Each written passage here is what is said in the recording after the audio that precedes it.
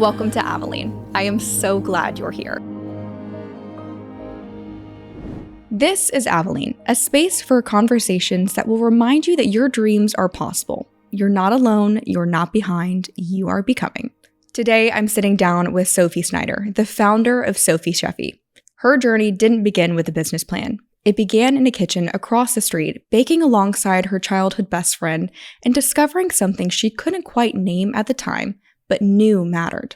What started as something small and meaningful has grown into a luxury wedding cake studio, where Sophie creates pieces that feel as intentional as the moments they were made for, all while studying at Auburn University. Her story is such a beautiful reminder that oftentimes the things we're called to do start small and grow into something far beyond what we imagined. Hi, Sophie. I am so excited that you're on the podcast today. You were actually our first guest, so this is super, super exciting, but we're going to roll right into it. So tell me a little bit about yourself. Who are you? Where are you? What are you doing? Yeah, well, I am excited to be here. It's an honor to be the first guest. I am a senior at Auburn University. I'm graduating in May, and I'm actually from Auburn. And growing up, I loved baking, and so I started a baking business when I was 15, and now I'm 22, and I'm still doing it. That's so amazing. So let's talk about that baking business. So tell me a little bit about it, but how did you start? What was that little bit of inspiration? I know you said you grew up loving to bake, but what was really that insightful point that got you to this role? Yes, so I grew up going across to my neighbor's house all the time. My neighbor, he's my age, and he has Down syndrome. His name is Hal, and he was my best friend growing up. And so I was always in Miss Samantha and Hal's kitchen baking, and Miss Samantha, she was really good at icing the cakes and doing the different tip decorations, and she one year gave me a set for Christmas, and then I also asked for a KitchenAid mixer at 10 for Christmas. Gosh, I didn't get mine until this year. I can't believe my mom gave it to me. And then I started a baking Instagram account in 7th grade just for fun. I was just posting things. It was actually just because it was a trendy thing to do at the time at my school. And then people started saying, hey, I'll pay you to make this. And in 8th grade was when I made my first wedding cake. Okay, so tell me about that. 8th grade, first opportunity to do a wedding cake. What was that like?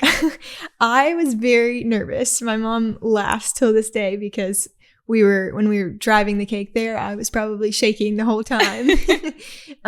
But I honestly just looked up YouTube videos of how to stack the cakes. I had done 2-tier cakes, and so this one was a 3-tier. It's my first time doing a 3-tier cake. And it turned out pretty good. I still have a picture of me with my braces pointing at the cake. I love that. So let's kind of talk about how you started your company in college, because we're both in college. We're both about to graduate in almost 30 some odd days, which is so crazy to think about. Crazy. But what has that been like? What was it like starting it? And then I have one really fun question to ask you after this, but tell me about it. So I got to college, and in high school, I would say yes to everything. So cookies, cake pops, you name it. And it was honestly really overwhelming, very stressful. I just wanted to do all the business I could. So I would say yes to everything. So when I got to college, I knew, okay, I need to put some boundaries on this. Mm-hmm. And so I decided I'm only going to do wedding cakes, and I'm going to legalize all of this as a business. So that was my freshman year. And it had honestly been a bit of a burden weighing on me of, I know I need to get this legalized, but I have no idea where to start. Yeah. I don't know who to ask. I don't know where to go. And so my mom was very helpful in that situation. And we went to the Lee County probate office and got my business license. And it was funny because I was so scared that it was going to be this super big thing. And it was just like that. You could get your business license, and they helped me with how to do my taxes. Yeah. And it was crazy experience. Because that's an interesting process. I don't think a lot of people our age starting businesses know what that takes, especially the trademark issues that come along with it. Right. So I've got to know how you came up with the name, because obviously Sophie is not your last name. So right. What was the inspiration behind that? So that came from that Instagram page that I made in 7th grade. And that was the name, Sophie. I just thought it was cute because it rhymed. So that was from my 7th grade self. I love that you kept that. It's like a little homage to who you started out with. I felt like in high school, a lot of my friends' parents would say, "Hey, Sophie Chevy." So when I actually legalized it, I was like, this has to be it. And I bet there was not another trademark that had a name similar. So. There's not, and not another website either. I love that. So you were just awarded something really incredible for someone who is 22. Can you tell me a little bit about that? Yes. So I have been competing in the Tiger Cage competition, which it's an entrepreneurial pitch competition through the business school at my school. And I had never heard of it until my senior year because I did an internship, which is the incubator through my school. And they were like, okay, through this internship, you're going to have to partner with the New Venture Accelerator. You're going to do this pitch competition. It'll be a great experience. And I was like, okay, cool. And I had no idea what all it entailed. It turns out it was the best experience I've ever had. I learned so much. So it was 4 different rounds of competition. And I had a coach throughout the whole thing, Miss Jennifer, and she helped me from November to the end of March. And each round, the first round was a 5-minute pitch with a 5-minute Q&A. And then the next one was 10 minutes and the next one was 15 minutes. So that is incredible. I made it to the finals, and that was a couple of days ago, 4 days ago. So it's still pretty crazy. Recent. Yes. And the top 5 were guaranteed to win a grant for their business. And I ended up winning it. That is just so crazy. Amazing. So what was the prep work like for that? Have you ever done anything like that before? I know like pitching things to a group of people is one of the most intimidating things to do. Yes, it was intense. And it was like the judges were all very qualified judges who had really qualified questions that I just had never been in something like that. So prepping for that would be, I'd create a presentation, and each round I would add to it. And it was always pretty last minute because I felt like each round I was getting a lot more information from what I was doing through the incubator or just conversations I'd had with people. Yeah. So it was usually the week of where I'm writing my pitch speech, and I would really just memorize, okay, what for this slide do I need to say? Yeah. And then I feel like that's a really good process to not have anything so planned out to go into it just in case things change along the way. Yes. But I love a good interview. So do you remember any of those really hard questions? Yes. Let me think. I would get fired a lot of questions right after. Yeah. So some of the questions would be like, what are you going to use this money for if you win? Why do you need the money? They would look at my financial statement and kind of dive into that, asking me, what are the expenses? What is the cost of goods for these cake cups? What's the shelf life? How do you plan to distribute them across Auburn's campus? Yeah. So my last round, I got really big news through Auburn Campus Dining that I can potentially partner with Aramark, which is it's Auburn's partner for dining and concessions. And so this could put Sophie Sweets across Auburn's campus.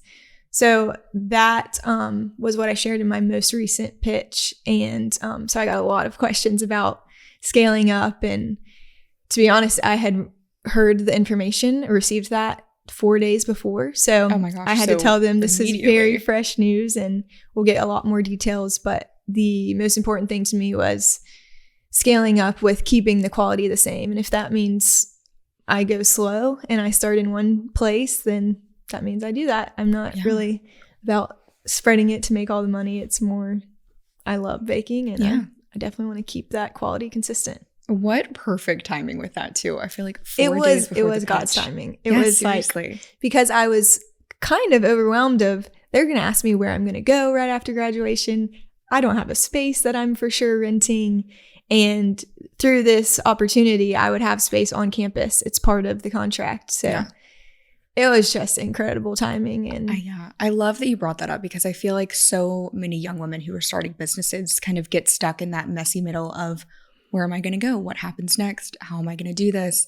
And they get kind of bogged down by that. But I feel like it's very refreshing to hear someone say, I didn't know, but everything works out in the end. Yes. And that's what I always tell the girls that I speak with. So it's good to hear that from somebody else. Yes. At Aveline, we believe meaningful change begins with investing in the next generation.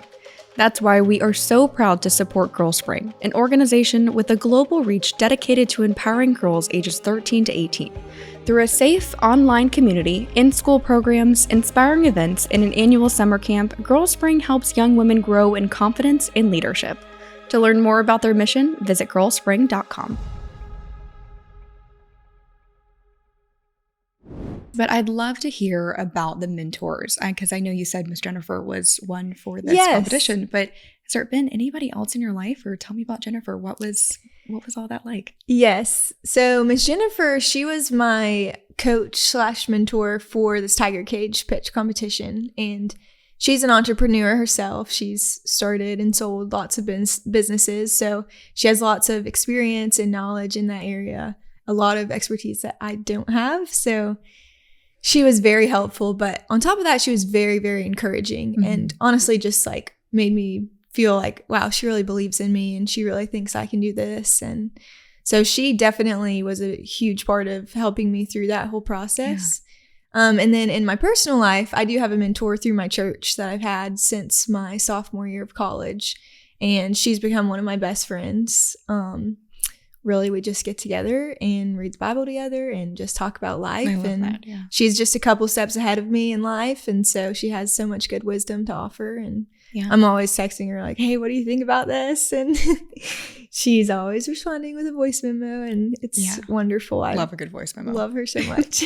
What has been kind of some of the best advice that one of them has given you going through this?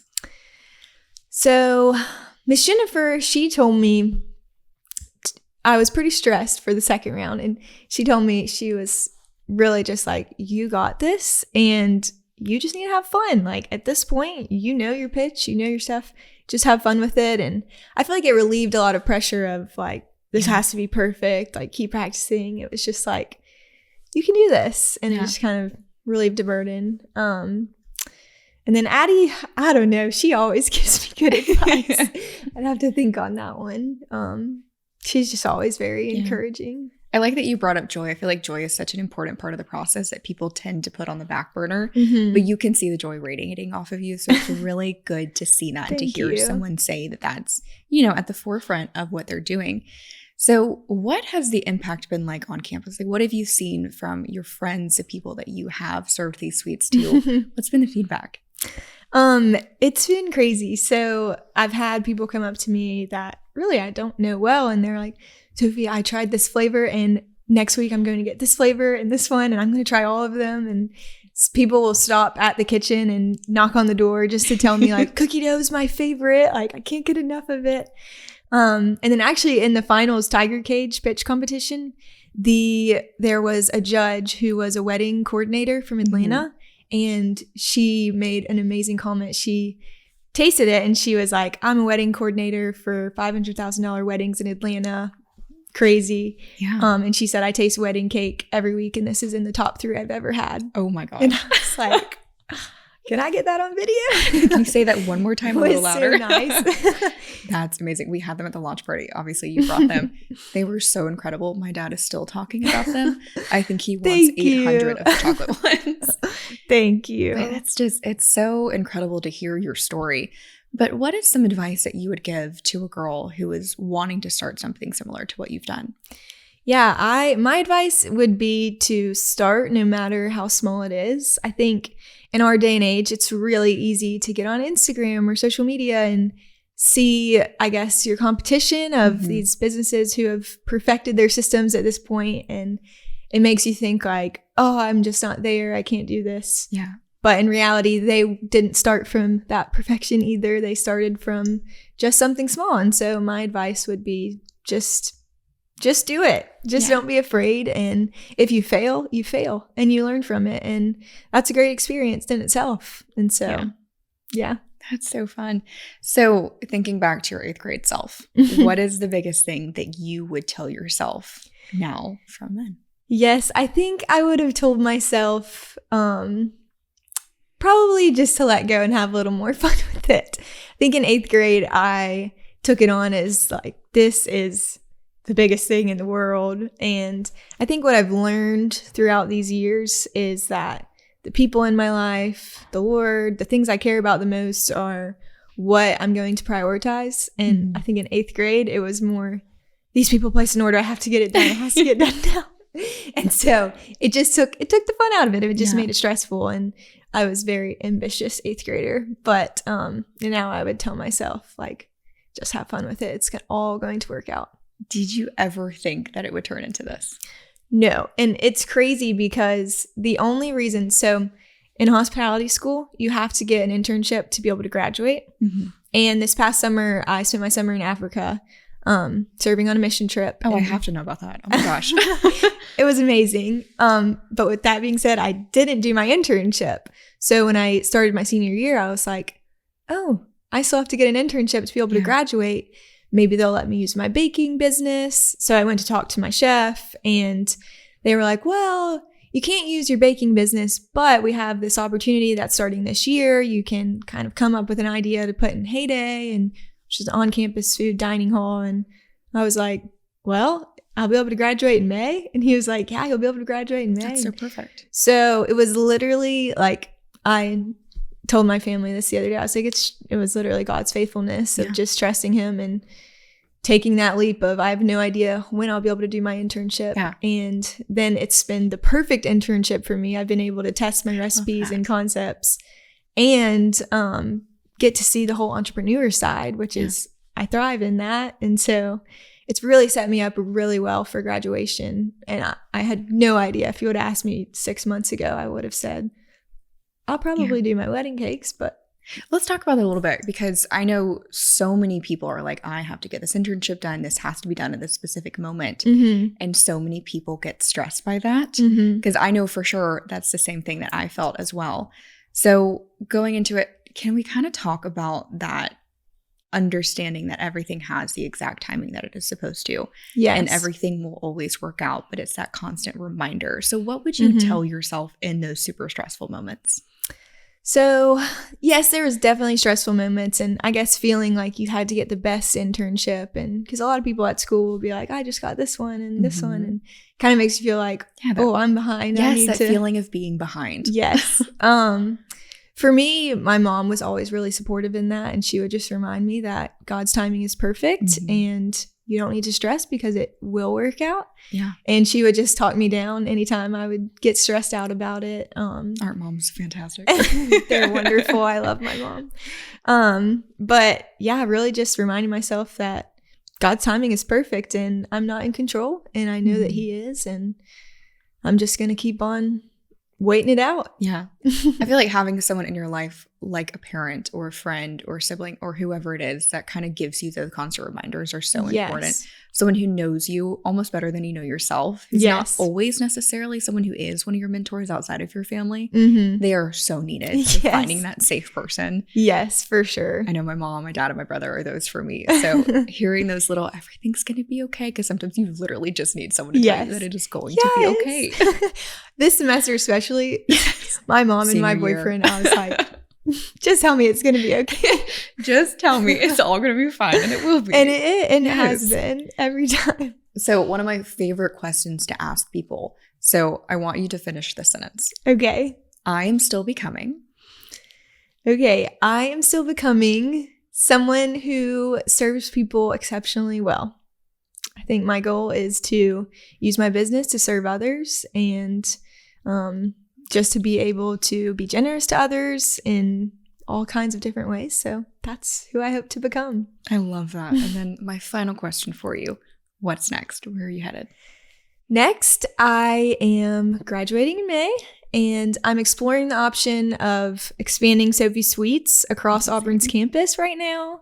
So that's all in the works. I'm definitely going to stay doing it on Auburn's campus, either in one location, or we're going to expand this fall. But I may hold off on that. So we'll see. I love that. That is so exciting. Well, Sophie, thank you so much for joining me today. Yes, thank you for having me. Phenomenal conversation. This has been so much fun. Yes. Thank you for being part of Abilene. If this conversation resonated with you, take a moment to sit with it and carry forward what felt meaningful. And if you want to go deeper, many of the voices you hear on the show are also featured in our Abilene magazine.